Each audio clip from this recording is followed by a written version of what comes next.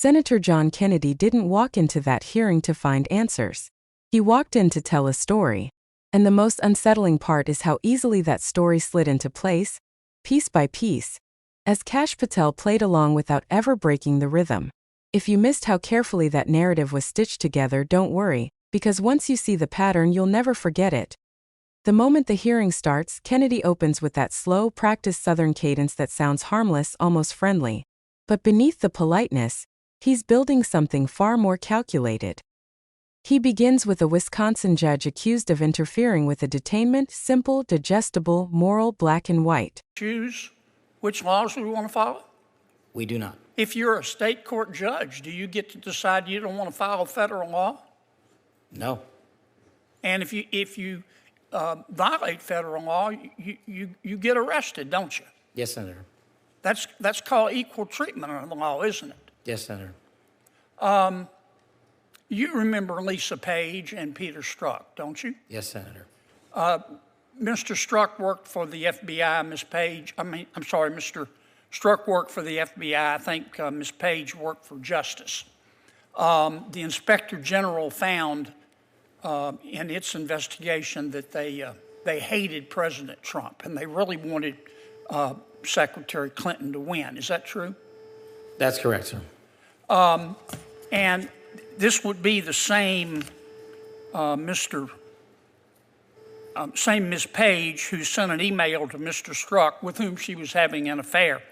Trump's not ever going to become president, right? Right? And Mr. Strzok, with the FBI, senior official at the FBI, replied, quote, no, he won't. We'll stop it. Did I read that correctly? You did, Senator. Okay. Now, Ms. Page quit before she could get fired. Mr. Strzok was fired. And predictably, they filed a lawsuit because in Washington, it's easier to divorce your spouse than it is to fire a federal employee. Why did the FBI give Mr. Strzok $1.2 million and Ms. Page $800,000 to settle a lawsuit? Senator, I do not know that settlement was reached in the prior administration. Who made the decision? The prior Department of Justice. Who in the prior Department of Justice? The settlement for that kind of case can only come from the Attorney General, which would be Attorney General Merrick Garland. So the Attorney General decided to give Mr. Strzok $1.2 million and Ms. Page $800,000 after they were fired after actively interfering in the 2016 election. Is that right? My understanding is that was a settlement they agreed to. Pass me the sick bucket, please. The Hunter Biden laptop. In October of 2016, shortly before the election, the New York Post wrote a story that was widely covered talking about Mr. Hunter Biden's influence peddling scheme based on his laptop. A couple of weeks later, Secretary of State, soon to be Secretary of State, Antony Blinken, organized a group of 51 so-called intelligence experts. Had some real rock stars on the list. Jim Clapper, John Brennan, Michael Hayden, Leon Panetta, and they said, oh, no, the story in the New York Post is not true. It's based on Russian disinformation. You remember that? I do, Senator, as the lead investigator for Russiagate for the House Intel Committee. Yeah. The FBI had the laptop for 10 months, hadn't they? They did, Senator. So the FBI knew right before the election that it wasn't Russian disinformation, didn't they? And that was confirmed by the Inspector General's report. Yeah. Who at the FBI refused to let the FBI tell the American people the truth? I don't have that name in front of me, sir. Well, would you look? I will, sir. I'd like to know. I'd like a name, not a division. I'd like the name. Person with a brain and a beating heart. Yes, sir.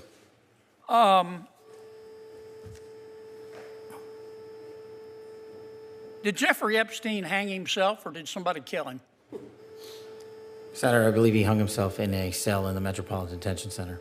Are you going to release all the information about that? Senator, we are working through that right now with the Department of Justice. When do you think you'll have it done, Cash? I think in the near future, sir. Like before I die? Senator, we've been working on that, and we're doing it in a way that protects victims and also doesn't put out into the ether information that is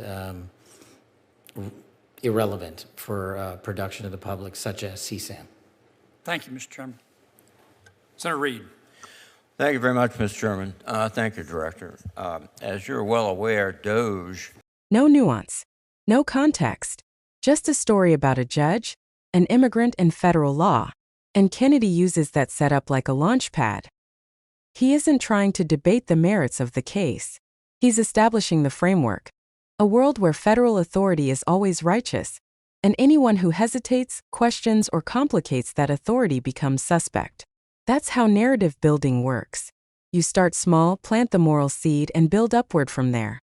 Patel answers politely, almost mechanically. Yes, Senator. Yes, Senator. Yes, Senator. Each yes provides Kennedy with the momentum he needs. And Kennedy loves momentum. He doesn't linger on the judge. He doesn't even pretend to care about the details. Because the judge was never the point. She was only the entry point. And then, he pivots. Not a gentle transition. A hard pivot. Suddenly we're back in the era of text messages, investigations, federal agents, and political tension that the country thought it had already dissected 100 times. Lisa Page, Peter Strzok, their infamous messages, their affair, their personal political opinions, their firing, their lawsuits. He resurrects the entire cast with the confidence of someone blowing dust off an old script he knows will still play well to the crowd. But here's what's important. This isn't oversight. This is emotional recall. Kennedy is banking on the fact that the audience, whether you agree with him or not, remembers these names. And memory is powerful. Once you bring an old controversy back into the room, it doesn't matter whether the facts have already been settled. What matters is the emotion attached to them. Disappointment, distrust, anger, grievance. Kennedy knows exactly which emotional levers to pull, and he pulls them one by one. Patel, again, keeps giving him the confirmation he needs. Yes, Senator, that's correct. Yes, Senator, the Inspector General found that. Yes, Senator, those messages existed. Patel doesn't expand. He doesn't challenge. By saying less, he actually gives Kennedy more. This leads Kennedy to his favorite kind of question, rhetorical outrage disguised as inquiry. Why did they receive settlement payouts? Why did the Department of Justice agree to it? Who approved it? Was it fair? Was it corrupt? Was it a betrayal? He doesn't actually know the full reasoning, and he doesn't need to. He's not searching for reasons. He's constructing a feeling. The payout becomes symbolic proof of a deeper, darker system protecting people who don't deserve protection, while punishing people who do. This is the core of the narrative, grievance wrapped in moral clarity. And then he shifts again. This time to the pre-election laptop story. But watch the move closely. Kennedy isn't talking about digital forensics or chain of custody or what investigators actually found. No. He zeroes in on the emotional lightning rod. The letter signed by former intelligence officials, the timing of the media response, and the political impact.